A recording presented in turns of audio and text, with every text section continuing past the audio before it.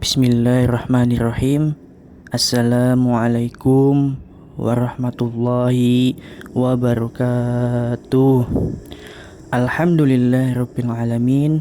Wassalatu wassalamu ala asyrafil anbiya'i wal mursalin sayyidina wa maulana Muhammadin wa ala alihi wa sahbihi ajmain amma ba'd. Perkenalkan, nama saya Hibatul Azizi dengan NIM 43040200050.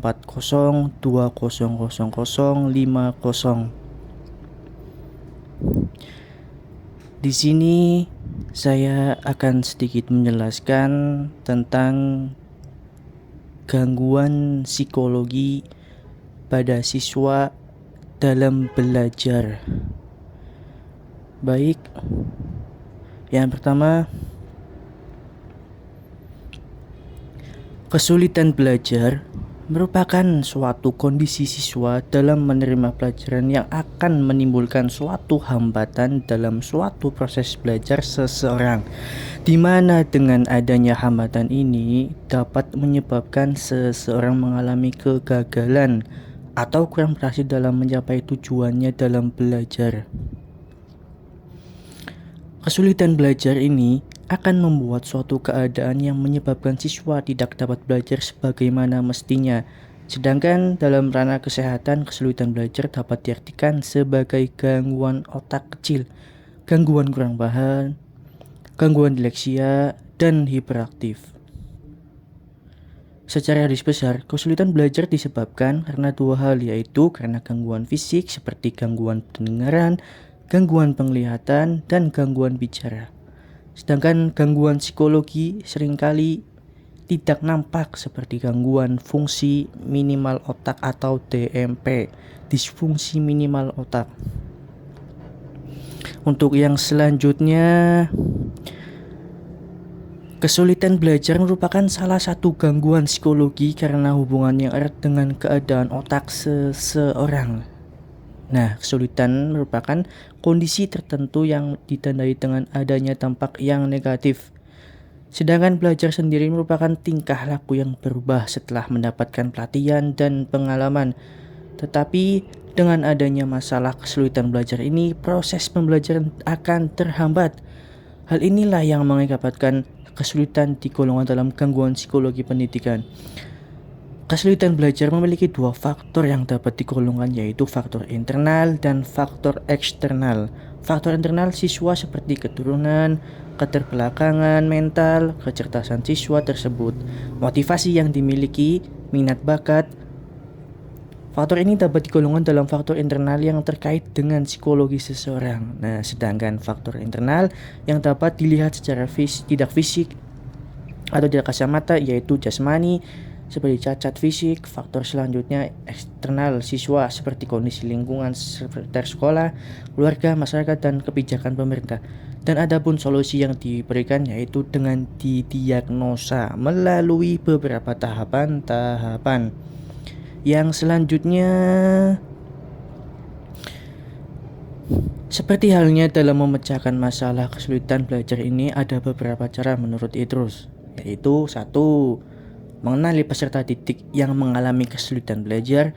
Yang kedua, memahami tentang kesulitan peserta didik. Yang ketiga, menetapkan latar belakang atau alasan kesulitan belajar siswa didik. Yang keempat, merancang strategi pembelajaran yang tepat digunakan untuk sistem pembelajaran. Yang kelima, menggunakan bantuan dalam melaksanakan kegiatan. Dengan adanya pencegahan dini terhadap kesulitan belajar, maka siswa dapat mengurangi dampak buruk yang dihasilkan oleh kesulitan belajar pada siswa. Dengan adanya pencegahan dini terhadap kesulitan belajar siswa, maka dapat mengurangi dampak buruk yang dihasilkan oleh kesulitan belajar pada siswa. Yang selanjutnya, ada pun cara lain dalam mengatasi kesulitan belajar ini seperti yang diutarakan oleh Setiawan. 1. Menentukan kapasitas akhir kemampuan anak. Yang kedua, menentukan taraf kemampuan anak saat itu. Yang ketiga, menentukan jarak antar kemampuan yang dimiliki saat ini dengan tuntutan sekolah atau kurikulum. Yang keempat, menentukan gejala dari kegagalan anak dalam belajar. Dan adapun solusi yang diberikan yaitu dengan didiagnosa melalui beberapa tahapan-tahapan. Setelah itu barulah guru atau orang tua melakukan sebuah tindakan seperti treatment dan lainnya. Adapun cara lain seperti mengenali peserta didik yang mengalami kesulitan belajar, memahami tentang kesulitan siswanya, menetapkan latar belakang, tahu alasannya dan sebagainya, menyusun strategi dalam pengajaran dan menggunakan alat bantu dalam pengajaran. Yang selanjutnya, selain menggunakan strategi yang cocok dan metode yang cocok untuk pembelajaran siswa, guru pun harus lebih sering berinteraksi dengan siswa di luar jam pelajaran. Karena dengan hal ini, guru dapat dengan mudah mendiagnosa atau mencari kelemahan siswa. Sehingga dengan mengetahui kelemahan siswa, guru bisa lebih mempersiapkan metode pembelajaran yang baik dan relevan, tidak hanya untuk satu siswa tetapi untuk semua siswa tanpa ada pembeda satu antara lain pun.